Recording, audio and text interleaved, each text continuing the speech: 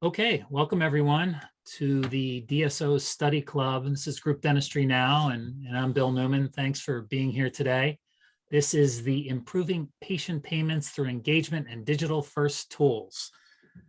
This is going to be a panel discussion, so this will not be a presentation. You'll see a couple of slides. We'll do some introductions, and then we'll get into some questions. So what I am going to do is give everybody about 2 minutes to file in, and then we will get things started with the introductions. We have Brian Doyle from Rectangle Health and Mike Paluzzo from Rectangle Health as well. Brian is the Vice President of Enterprise and Mike is the Chief Technology Officer. So just hold for a couple minutes and we'll get into the introductions. Thanks everybody for being here today. And we will stick to the hour time frame, I promise you.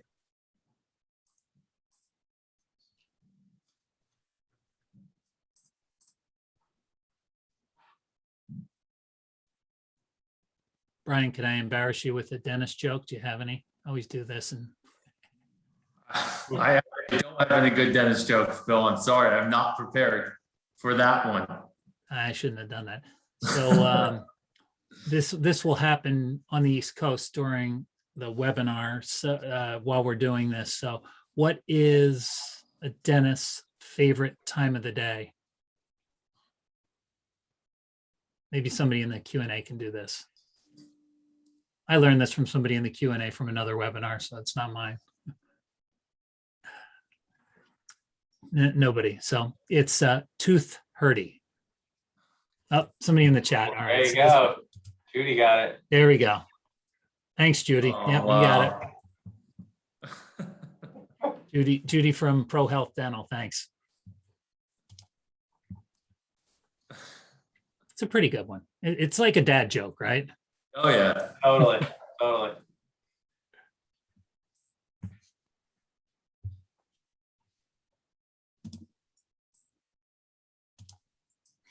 And Judy's group, Pro Health, won an emerging group to watch award this year. So we were happy to see that they received that. They weren't able to make the DSO Leadership Summit, but they were sharing the picture on LinkedIn. So pretty cool.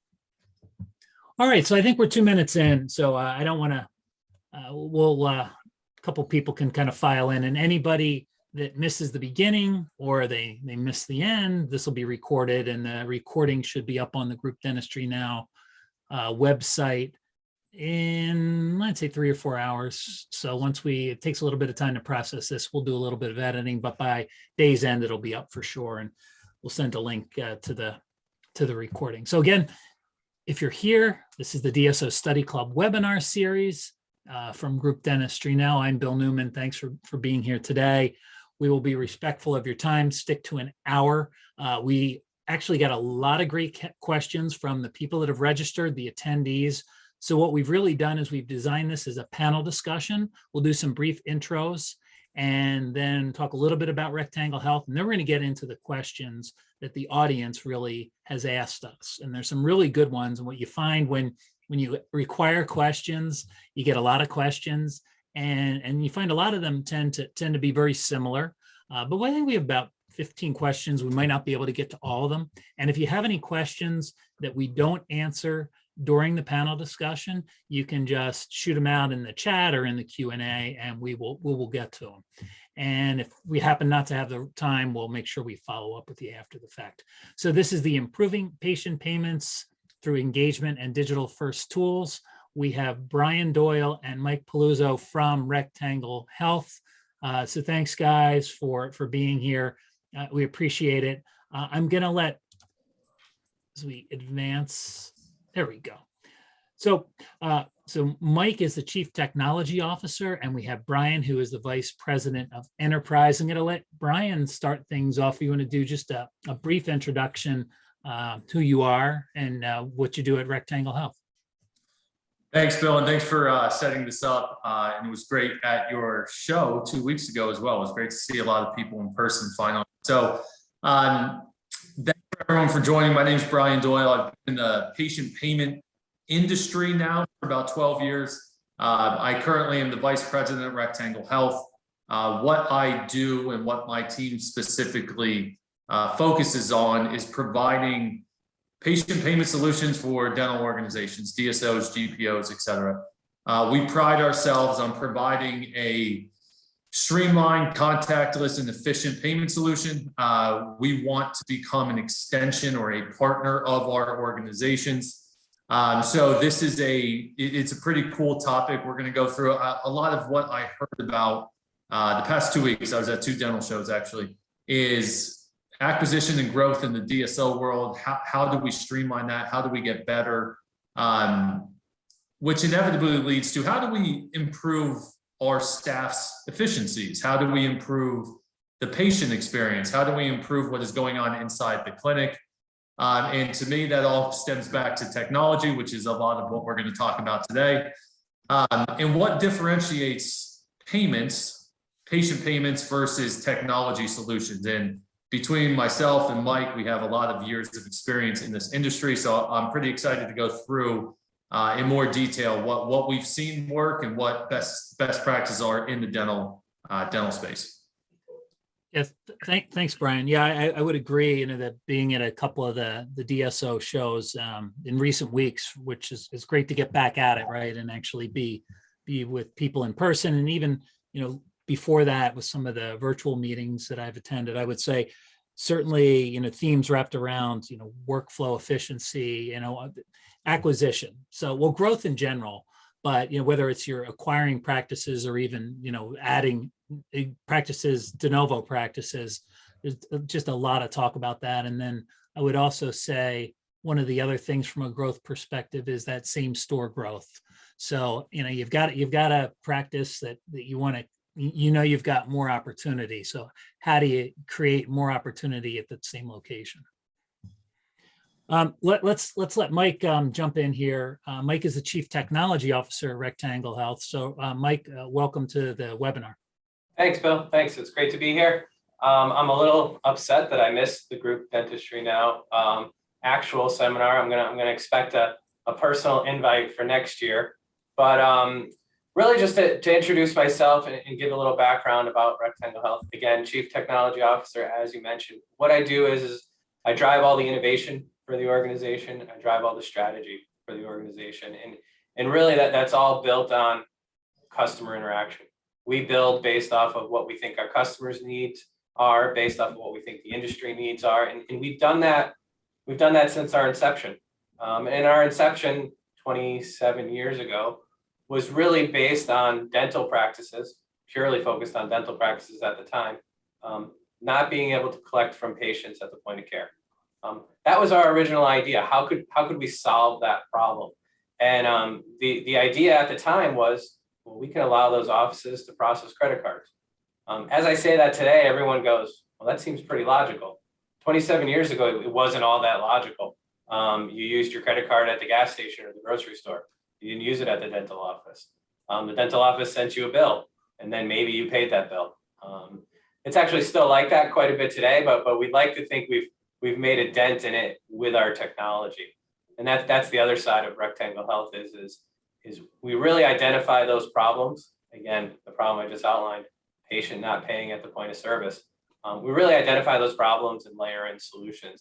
And over the years, we've built out solutions, specifically our practice management bridge solution, that allows a practice to interact with a patient, that allows a practice to connect with a patient, not just around patient payments, which is critical. We'll talk a lot about that today, but just around patient interaction. Even recently with something like COVID.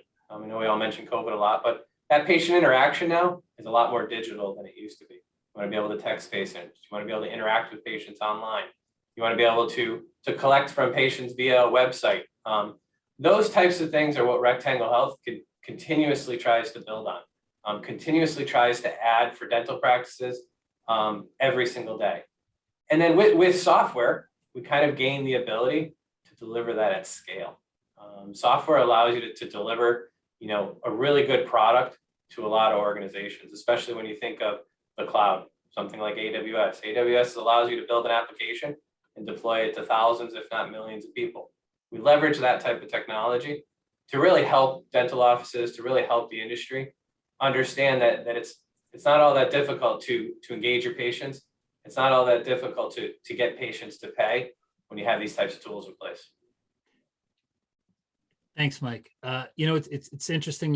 You talk about that, and you talk about COVID almost kind of pushing things, the industry, everything, not just the industry, everything online, right? As much as you can do online, as much as you can do virtually. And I feel like almost this consumerization, right, of the industry of everything. People used to ordering things online, Amazon, of course, doing that. Dentistry always seemed to lag a little bit behind. And again, I think with COVID just forced the issue. Mm-hmm. And really, it's a good thing. One other thing I kind of wanted to mention before we get into the objectives and what we're going to talk about today, discuss. And again, I mentioned that we're going to do a panel discussion and answer a lot of the questions that the audience, the attendees have already provided us. Rectangle Health has been, and I think Mike mentioned it, for work in a lot of years working, but almost in the background. So whether it's maybe not a household name in the dental industry, Rectangle Health has been around for a while. Yeah, absolutely. Again, that 27 years, and again, I like your comment of they've kind of been in the background. It's almost on purpose. We certainly want everybody to know our company name. I think everybody wants everyone to know their company name, but we don't want to be that interrupter. We want to be that section that kind of helps the practice do what they need to do and almost live behind the scenes, just like you said. So Mike and Brian, what we'll do here is we'll just go over some of the objectives and then we'll get into the Q&A. And again, if anybody has any questions as we move along, just type them in, please. So this webinar, we're going to make sure we cover here how dental patients' preferences have shifted from high touch to high tech. Talk a little bit about what that means. How meeting patients' digital expectations can drive loyalty. And I think this is really important. And it's almost an expectation now, right? So there's a loyalty. And then, of course, that translates into revenue for the practice and then for the DSO itself. How patient technology can reduce manual processes and improve staff efficiency. And I think this is really critical with the HR crisis that we see, right? You have people doing manual processes, you have less people working now. So, how do you kind of take manual processes away from individuals and really have them focus on, what their job is or to do other things when you're short-staffed. How to gain team buy-in and make technology implementation a priority. And that last bullet's kind of interesting. We saw that question come up from a couple of the people that have registered for this. Again, we know who these gentlemen are. The contact information will be back up at the end of this presentation. So what we're going to do now is we're going to jump into the Q&A here, and we'll make sure that everybody can see our faces. So with that, we're going to get into the Q&A. And this first one here, this is for you, Mike. And this one was actually from a larger group, but how does Rectangle Health work with existing patient payment tools so as not to disrupt a practice's workflow? So I think that's pretty important. And we see workflow kind of come up in a lot of these questions. Yeah, for sure. And we hear a lot of words when we talk about applications like seamless and frictionless, and it won't interrupt your workflow. And that's the way we design the system. As I said, we kind of design it to work in the background. We kind of design it to enable where it needs to enable, meaning at the point of care when a patient's checking out, we want the system to automatically sort of pop up and say, don't forget to collect from the patient, or the ability to send a text. But when we say that it's disruptive, again, if you were to go to any other industry, if you were to go to the grocery store and say, do you think your checkout process is disruptive? Like, well, if we didn't have the checkout process where people paid at the register, what would be the point of having a process at all? The point is, and the point I'm trying to make is you want to collect revenue. You want to collect patient payments. You want to get those copays. You want to get those deductibles. You want to get that money as easily as you can for the patients. And that process, you're right, it shouldn't disrupt it, but the function should almost be invisible. It should be part of the practice. It should be part of the core of the practice, part of the culture of the practice. It's part of the core and culture of everything else we do in our daily lives. You can't go to the gas station and drive away without paying. You can't even pump the gas without giving them your card. You got to insert your card first, and then you could pump the gas. Think of that same sort of workflow or that same invisible function within dental, within the dental practices where payment is just embedded into everything. So it's not disrupting the workflow. It's necessary to enable the workflow. And that's really what we try to do with Practice Management Bridge. And that's really what we try to do just in general when we talk to practices. We've been doing this, again, like we said, for a lot of years, and we have a lot of sort of practice at it, and we have a lot of understanding, a lot of knowledge. And really, it's all about making payments, not a disruptive thing, making payments an embedded, invisible process in everything you do when you're delivering care to patients. So you mentioned one of the products. So it's called the Practice Management Bridge. Can you talk a little bit about that? Just give us an idea, kind of what that means and does, if you don't mind, Mike. Yeah, absolutely. So cloud-based technology that we're going to deliver to dental practices, and what it does is again, it drives that payment at critical points, right? So think about it. Again, I'm going to use a lot of retail experiences just because they help sort of drive my point home. Whenever you walk into a pharmacy to take a prescription, the first thing you see is that payment device. Well, whenever you walk into a dental office that has Practice Management Bridge, the first thing you're going to see is that same payment device where someone could insert their card, someone could wave their iPhone over it. You can even have signature capture on there. So that's one critical component that, again, triggers a patient mentally. I'm going to have to pay at this dental visit today. So it's really helpful. And that's part of Practice Management Bridge. The second part of Practice Management Bridge, and really, as I mentioned before, it kind of came out of COVID. Hey, patient, you're coming into the office. Before you get here, why don't you leave your card on file with the office? So I can send a message to the patient that says, we know you're going to come in. We know what your services are going to be, or maybe we don't know what your services are going to be, but we're going to get your card on file before you come. Again, to avoid having to leave it in the office. And again, if you think of companies that have just sort of nailed this, Amazon's a good example, Netflix is a good example where you can't consume their services unless you leave a card on file ahead of time. Right. The Practice Management Bridge can actually do that for a dental office. And then the last piece is ultimately, and again, dental offices are a little behind the curve, and we're trying to push them ahead of the curve with Practice Management Bridge. Simply a way for the patient to pay online or from their phone. Send a text to a patient, you have a balance due of XYZ. Would you like to pay that? Sure. And they go ahead and pay. And Billy, if you think about that, you can do that on day zero. That's something we worked out with Aspen Dental, the ability for a patient to pay via text at day zero. Not day 1, not day 30, not day 40, day 0. Some of them get the text while they're still in the chair. And what that does is, wow, payment is top of mind.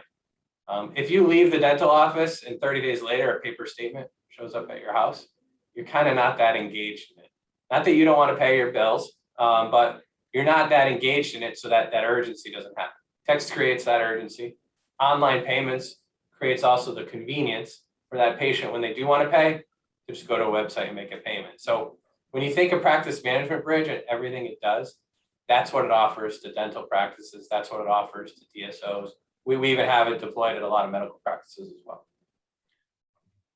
Let me get one more question for you, Mike, Sure. and then I want to get to Brian on this, because when you just mentioned medical, do you feel that is medical or the medical practices a little bit further along with this than you'd say dental, or what are your thoughts around that? You could check the attendee list. Hopefully there's no medical practices attending today, but they're actually farther behind. Dental is farther ahead than medical when it comes to addressing patient payment, and it comes to addressing patient interaction. A lot of times it's not easy to walk out of the dental office without paying. It certainly happens. Medical offices, it happens a lot. So to answer your question, I actually will give dental the credit here. We'll give dental the win here. They're farther ahead than medical. We'll take it. That's good. It's good to hear. So Brian, this ties really closely into what Mike was talking about. So this is another question that came in. We'll get a little bit deeper as why, DSOs and the providers need to be thinking about and prioritizing digital tools for patient payments. And I like this part. Really, it's not just the payment part, because when Mike's talking about it, you talk about the text and it's engagement as well, right? So it's, obviously the payment is what you're getting, but you're engaging them in different ways, right? Whether it's that text, it's things like that. You're constantly communicating with them, which is great. Yeah, absolutely. So the engagement piece, and especially, when we think about what COVID did, this piece of our solution absolutely exploded.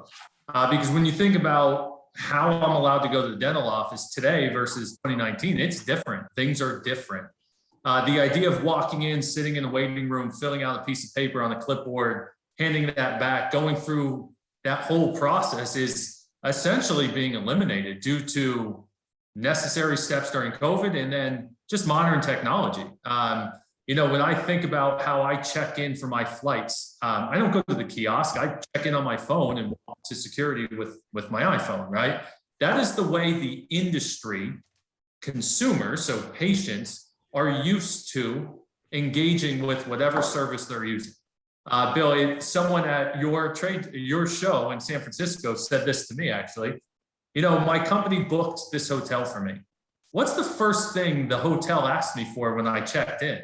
It's my card for incidentals. This is commonplace. So this engagement, this digital presence that we use in every single day in the consumer world, we're providing that to healthcare. So what it does to the consumer or the patient, we're actually seeing statistics that says the patients will shop their dental experience based off the technology the dental office is practicing. For example, if I have to call or if I have to email and hope I get an appointment, odds are I'm going to go to the next website that allows me to book the appointment on the calendar when I need to do it. Conversely, I just went through this yesterday. I booked a dental appointment. They sent me like 7 PDFs to fill in, print out, and bring in with me. My printer in my home office doesn't work. So naturally, I'm not going to fill those forms in. So I will have to figure it out when I walk into the practice. Now think about if they text me that and I could just fill it in while I'm sitting in my car in the parking lot or sitting in the waiting room or sitting having dinner tonight. I could fill that in very quickly, scan my insurance card. I'm not going to mess up the group ID versus the member ID.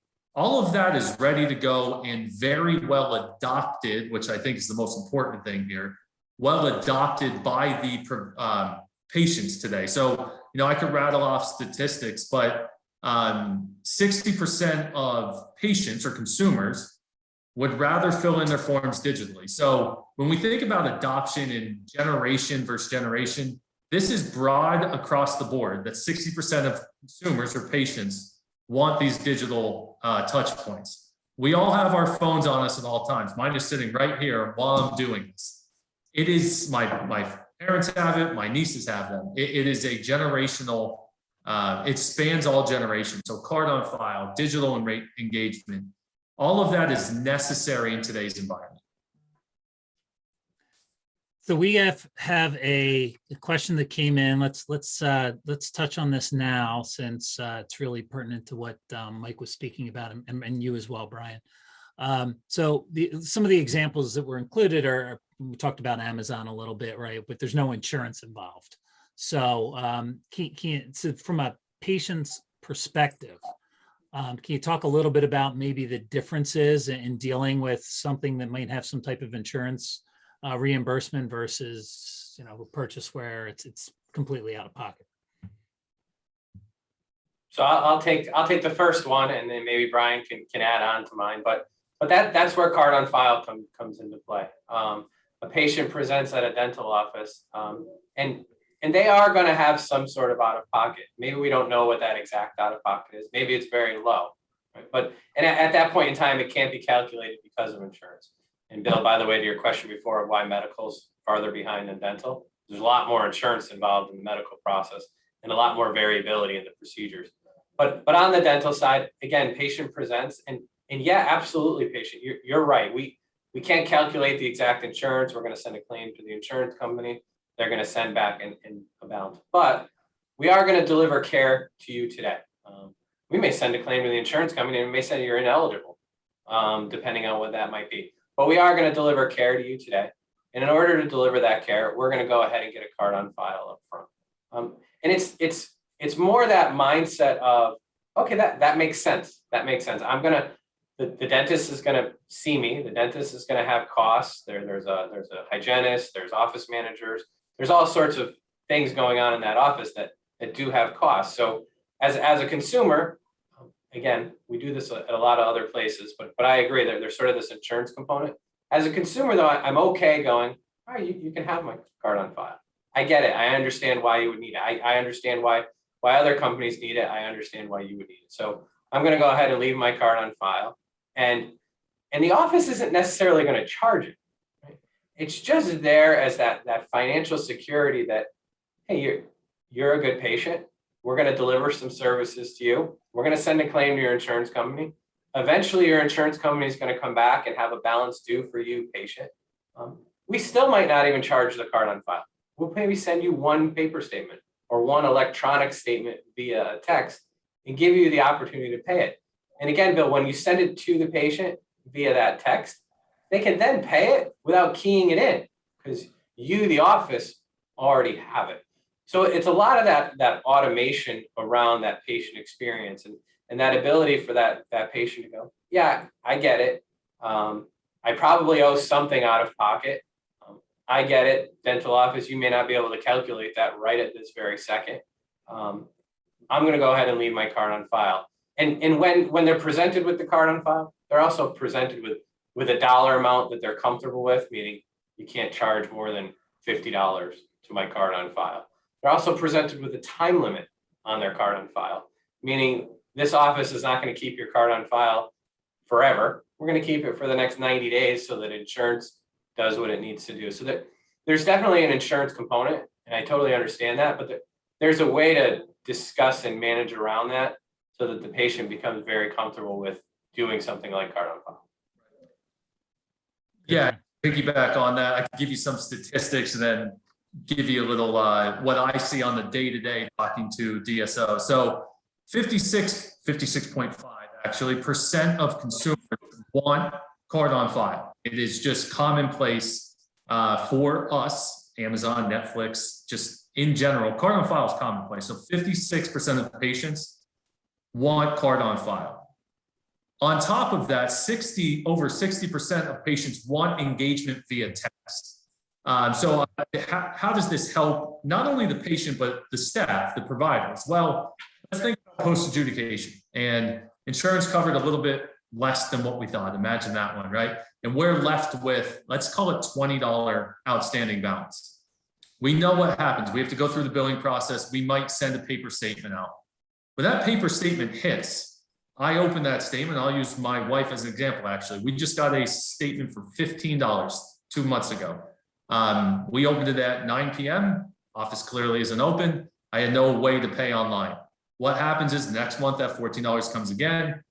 Conversely, if you send me a text with that amount due and my card on file, I'm going to pay 77% of the time.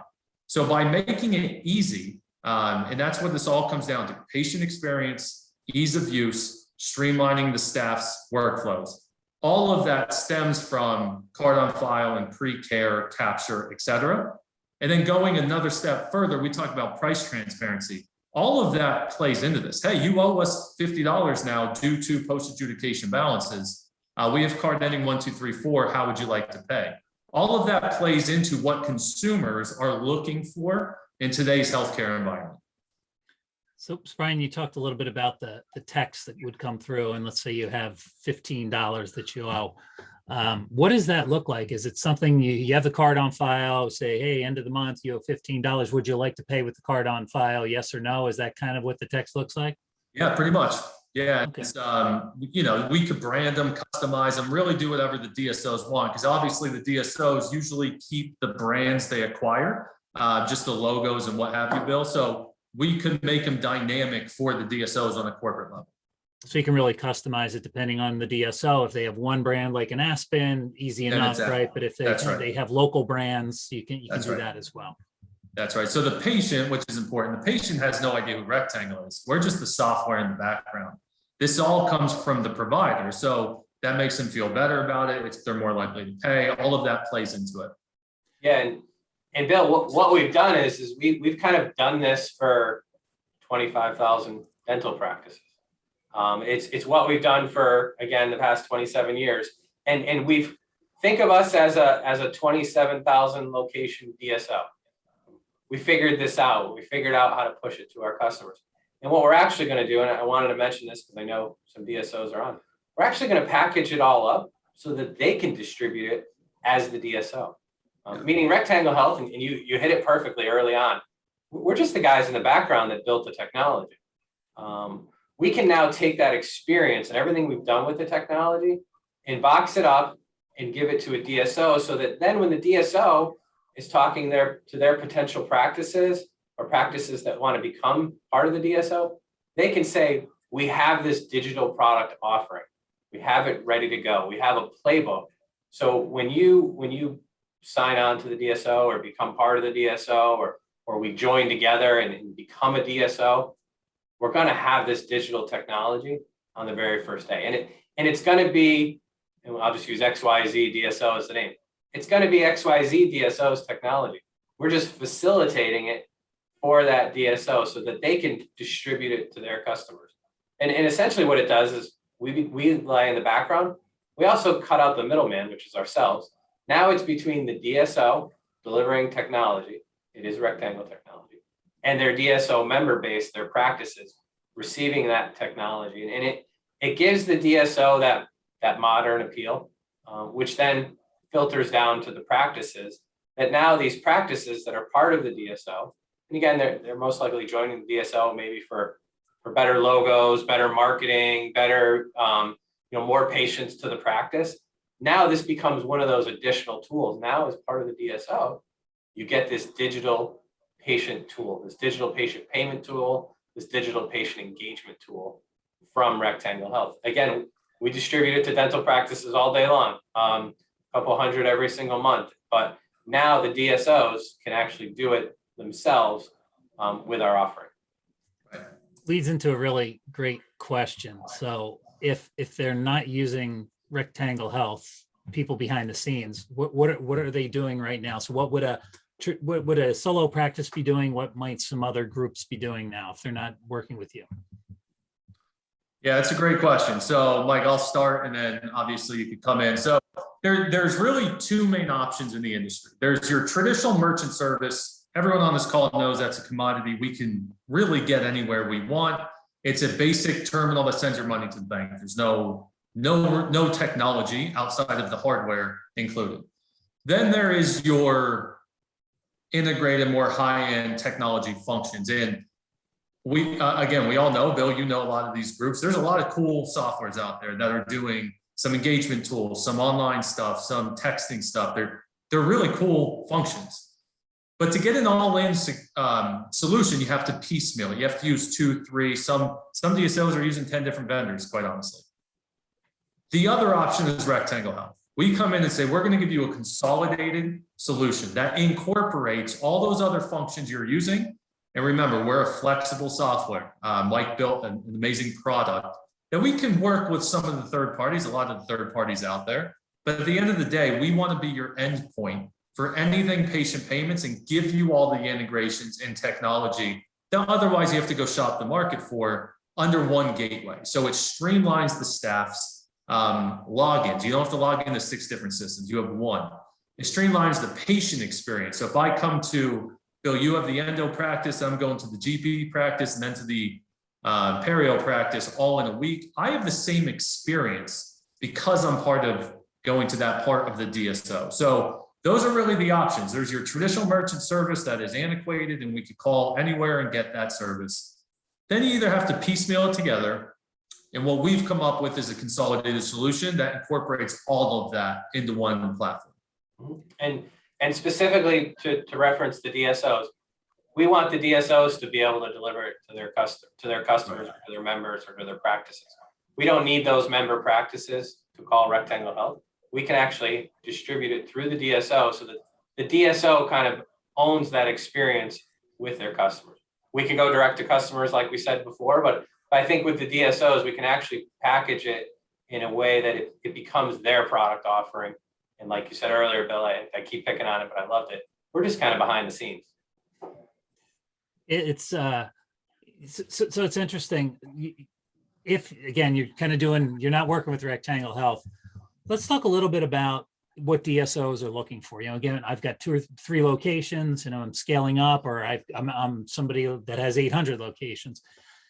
With whatever they're using, whether it's, payments, whether it's practice management software, whatever, they want stats, right? They want to be able to benchmark and measure. So talk a little bit about the reporting behind the scenes. Like, what am I able to do? Can I look at this practice compared to this practice? Can I look at certain geography, if I'm at the regional manager level?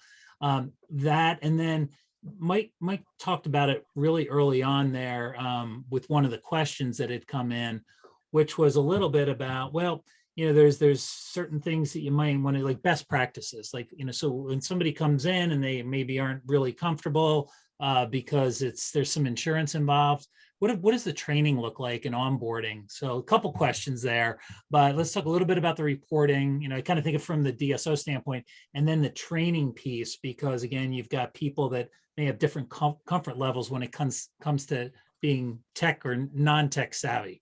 Awesome. Yeah, I'll take probably the reporting, some of the technology, and then we'll give Brian the training and sort of workflow enhancement. But around the reporting, exactly like you said, Bill, how do I see a picture of all of my practices? How do I look at, okay, I'm a 900 location DSO, or I'm a 50 location DSO. How can I look at those in aggregate? Meaning, how much did they all do together? Perfect. And how do I benchmark that over time? Meaning, looks like in January, we did X in payment volume. In February, we did Y. What's the difference? And that all that reporting is built in at that aggregate level. So you sort of top down, also within each individual practice. And then when you go into the individual practice, and this is where it can get kind of fun, you can actually look at different users within the practice. So you may have front desk operator Susie and front desk operator Betty in the same particular location. You can actually start to say, wow, Susie's really good at collecting patient payments. For some reason, Betty never asks anyone for patient payments. Or now you could go to a different practice and go, wow, this practice has 95% of their patients giving us card on file.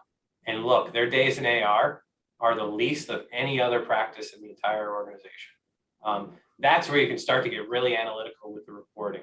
And then the other important part of the reporting is reconciliation. Depending on how the DSO is structured, you may have one bank account for the entire organization, or you may have a separate bank account for each individual practice. Or depending on the size of the DSO, you may be regional and you have regional bank accounts depending on region. But every single day, every single transaction is getting posted back to the practice management systems. But then as the deposits flow to the various bank accounts, we want to be able to give that information to whomever wants to see it, from the practice level again, all the way up to maybe a CFO level, to really do the reconciliation from the accounting level to say, absolutely, the money that we're posting to the practice management system matches to the money that's hitting the bank account. And that's probably the other really important part of reporting and really important feature of our system is to facilitate that. Want to hit that training, Brian? Absolutely. Yeah. And then one other thing I'll add about reporting is because we're a centralized platform, the finance team, the rev cycle team, the CFOs of the world, they literally go to one platform, sign in, and have that global view. Again, instead of bouncing around the different systems, it's a very small piece, but it's a powerful piece because without having no logins, you're more likely to do your job in a more efficient manner. And then in terms of training, implementation, like Mike said, we have 28, 30 years of experience and 25,000 some odd dental claims. we understand, and we started down market, which I think is very interesting. We understand what one DDS, one operatory practice needs, wants, expects, all the way through some of the largest DSOs in the country. So we know what the front end staff needs.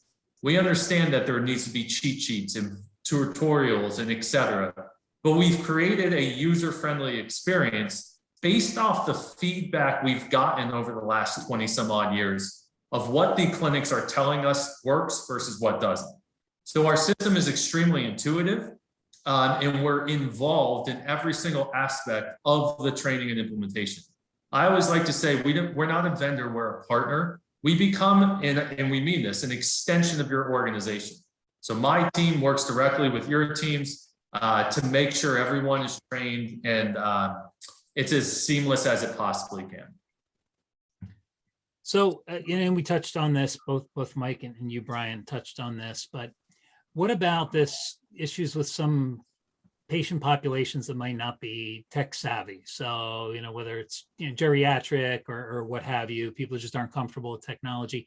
Any thoughts around that? And then I would kind of tag on to that. And I know, again, you touched on this earlier, is not just from the patient side of things, but what about staff that might not be tech savvy? So you might have this apprehension.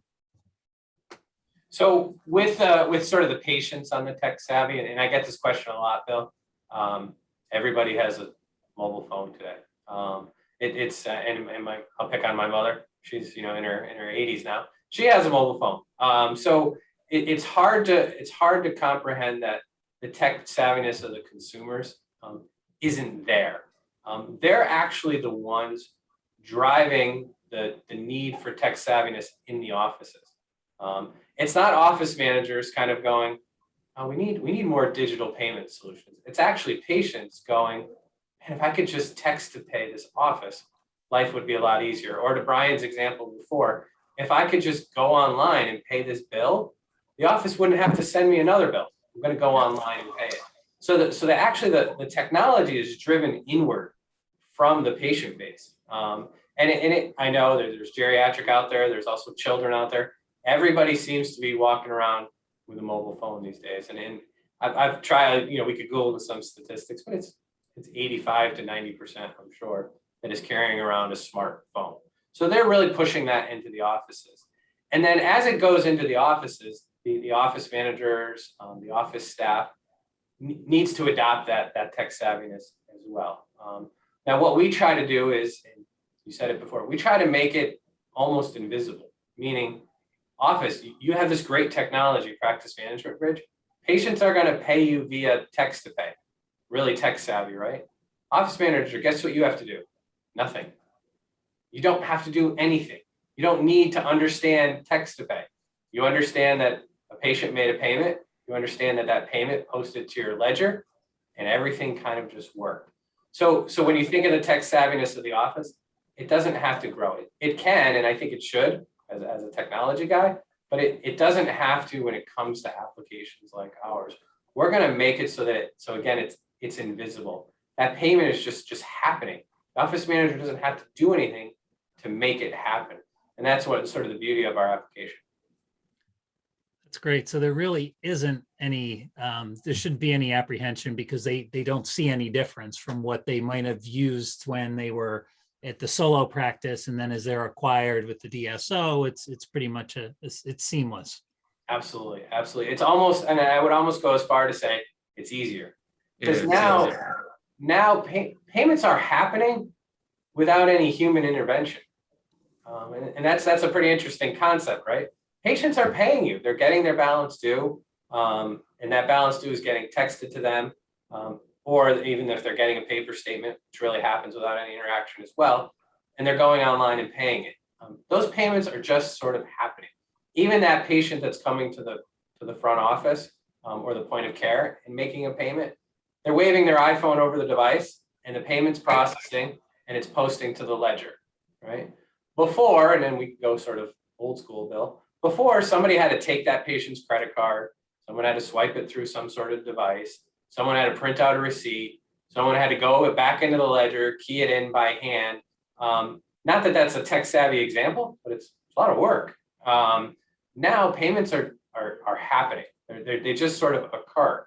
And again, just steal the example from like an Amazon or a Netflix. Netflix probably bills out, let's just say, a couple $2 billion every single month. Their days in AR are zero. The amount of patient balance or the amount of patient statements they send out, also zero. Yet somehow they collect all of this money every single month. Again, because it's kind of just, it's happening.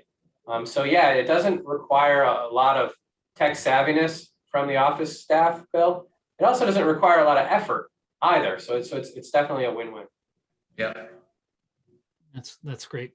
I saw somebody, Dr. Dystra raised his hand. I didn't see a question come in, but he's with MI Smiles Group. So maybe just waving and saying hi. Hi, Dr. Dystra. If you have any questions, type them in the chat or the Q&A. I don't think I missed anything in there, but good to have you on. So here's another question as well. This actually came up and it touches on what you were talking a little bit earlier about the card on file. So this one is more about setting up payment plans for patients using credit cards that are on file, and can an agreement talk a little bit about like length of like time? They were asking specifically about, can an agreement for services be longer than 4 months? So. Yep. So in our system, we have a feature called Care Now, Pay Later, which is kind of a play on the buy now, pay later in the retail industry, but it's Care Now, Pay Later.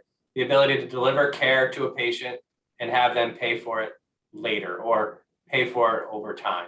And really what it does, Bill, is it allows that provider to continue to care for their patients.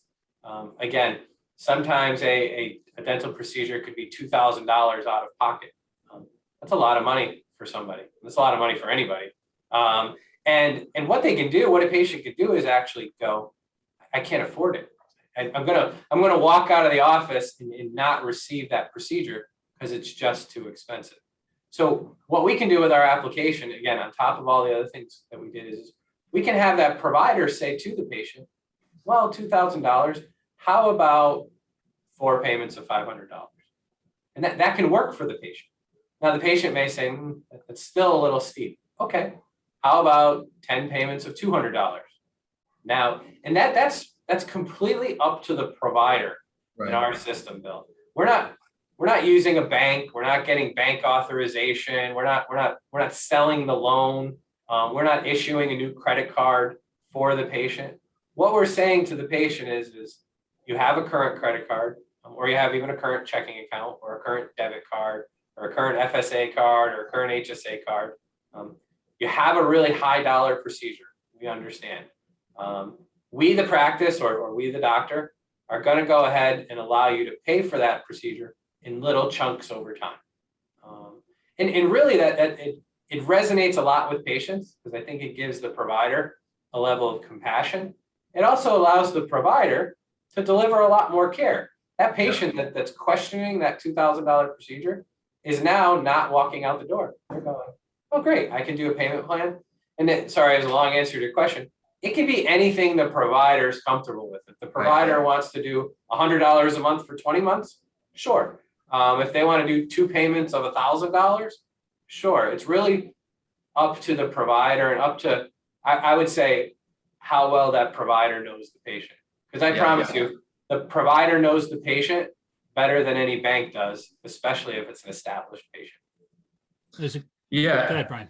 Sorry, yeah, and on that note, orthodontics does this extremely, extremely well. $200 every month for 24 months. It's what we do in ortho. So the ability to run those recurrings, to go out and automate the card updater. Think of Netflix. Netflix is a great example of this. That's just all built into our solution. Take that a step further. We've actually found statistically patients would rather have a payment plan on their existing credit card. I travel quite a bit. I have a United Rewards card. I would rather have it on my individual credit card getting the points than having to file for a third line of credit. So by offering that, it's all about giving options. That is what the point of Care Now, Pay Later is within the recurring. So ortho's been doing it very, very well for a lot of years. We're bringing that in now to the GPs, the endos, the high ticket items that we've seen a massive increase of. And again, in the past, 18 months, we've seen a hockey stick effect of care now, pay later. So yeah, it sounds like it's well suited for orthodontics. That was a great question that we got in here. And yeah, typically over a 2-year time frame, you may be, some small payments, but it's over an extended Right. period of time.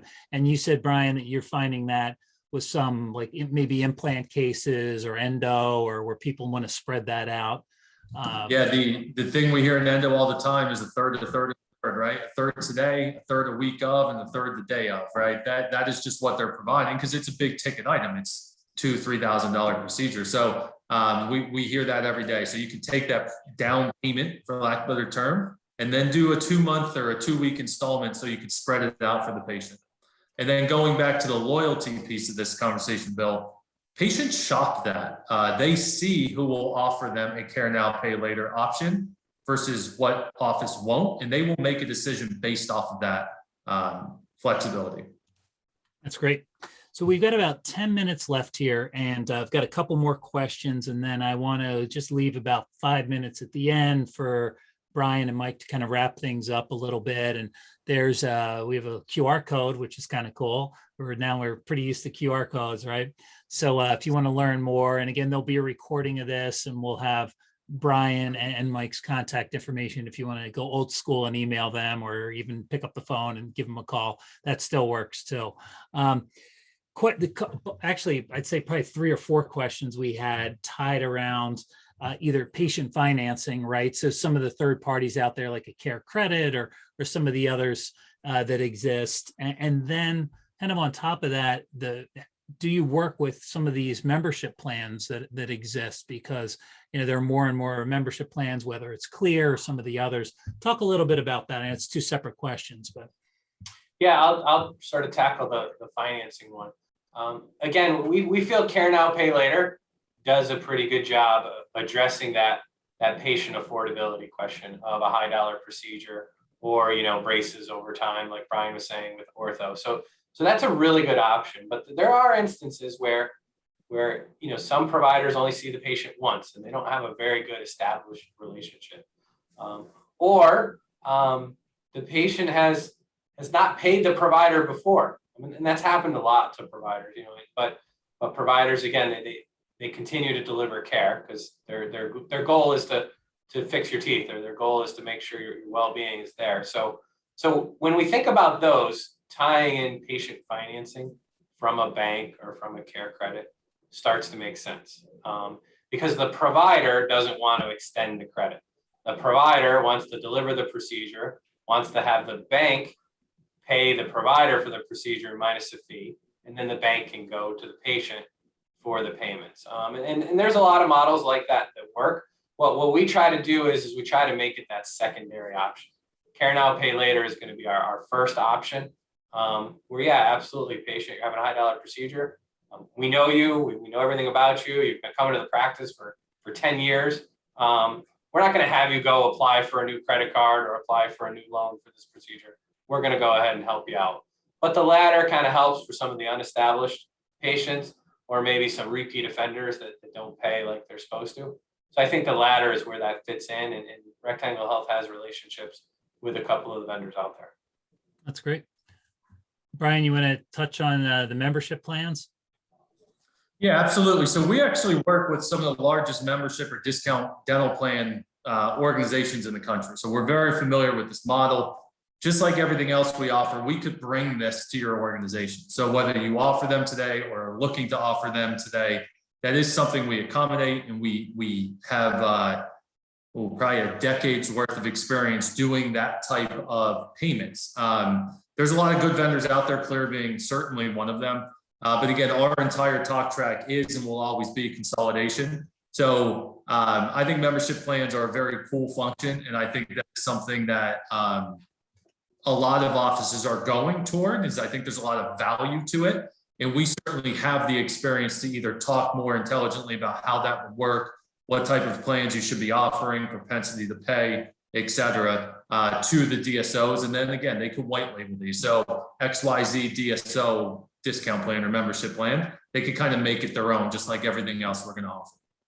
Yeah, and to sort of add to that, Brian, the DSOs are probably better at the dental side of a membership plan than we're going to be, and they're probably excellent at it. Where we come in is there's the whole payment side of how is the member going to pay their member fee every single month, and it's a lot like care now, pay later. So think of Rectangle Health in the background. We have this big giant engine just running payments all the time. We can actually do the payments for the membership plans. So if a DSO wants a membership plan out of the box, we can do that. If a DSO wants to build their own membership plan and they're just looking for someone to do the payment side of it, we can do that as well. Thanks, Mike.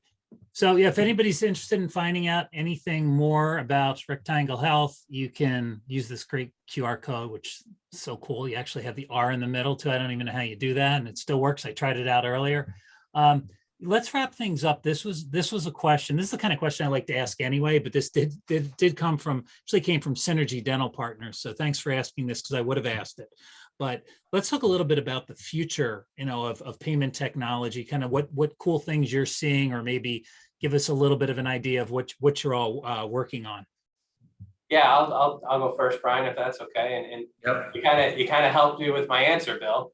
You're looking at the future of payment technology. So a lot of times we walk into a medical dental office and there's a device to make a credit card payment. Well, what if there was just a QR code on the window? I know a lot of dental offices, they have the piece of glass right when you walk in at the front desk. What if there was just a QR code there and you took a picture of it with your phone, and that's how you paid your bill, or that's how you put your card on file, or that's how you registered? That's really the sort of the next wave of technology is that experience, and if you've been to a restaurant lately, you pay at the table now. They don't take your credit card back to some magical room and swipe it. They bring a receipt out to you, you take a picture of it, and it gets paid. That's the type of technology that you're going to see in healthcare, where when the patient checks out, and they always check out in a dental office, and you kind of give them the results of the day's visit. On that bill, or it won't even be a bill, it's just the results of the day's visit, there'll be a QR code. Patient will take a picture of it, and that's how they'll make a payment. I think that's probably one of the big next waves that you'll see, is sort of the elimination of those payment terminal hardware, and really the ability for everybody to pay via something like a QR code. Yeah, that's great. And certainly, kind of going back to what you mentioned at the beginning, Mike, of this webinar was, COVID made things change, right? You talked about the restaurants and the QR code, that comfort zone. So again, it's kind of pushed everybody to this technology, which really makes things more convenient, but it wasn't necessarily done out of convenience. It might have been done at the time with COVID, just, to kind of keep, whether you kept people out of the office for a certain amount of time, or you didn't want them to touch, in the case of the restaurants, a paper, menu. Yep. Brian, you have anything you want to add? Yeah, I think the only Mike touched on in the end there, in my opinion, I think the where everything is going is this right here, a smart device. So when we think about hardware, I think it's going to be obsolete. I think we're a year or two away still, but we're working our best to get rid of hardware. We're not big fans of hardware. It's just a necessary evil right now. So I think in the next 2-3 years, it's all going to be smartphone. That is the way things are going. So no terminals at all eventually, or maybe one in the back just in case, but something, yeah. But everything's going to be done via digital text, QR codes, et cetera. So that is the way we're seeing the market go. Well, that's great. Yeah, that's exciting. Great way to end things with some interesting technologies. And it was just kind of cool to see that QR code, and that's the future. And when we prepped this yesterday, it didn't even exist, right? You guys threw that in there at the last minute. So I'm glad you did. Any final thoughts, Mike or Brian, before we shut things down here? No, I just had one quick one, Bill, and we did a lot of talking about Rectangle Health, and Brian and myself get to talk about ourselves a lot, but we certainly wanted to thank you for doing this. This is really, really interesting, and it's really good that you kind of put it all out there for people to listen to and people to hear it. That's something that we thank you for doing. Oh, absolutely. And it's always, I learn a lot, and I hope the audience has as well. And you can see that we've got Brian and Mike's contact information, phone number, email address. We will follow up tomorrow with an email, just giving you a link to the recording. And then also, again, the contact info, so you can make sure that you contact Brian or Mike any way you want, through the QR code, through email, or through a phone number. I love it. So thanks again, everybody, for attending the Group Dentistry Now DSO Study Club. Again, thanks to Brian and Mike and Rectangle Health for participating. And until next time, I'm Bill Neumann. We really appreciate it. Thanks, Bill. We appreciate your time. Bye, everyone.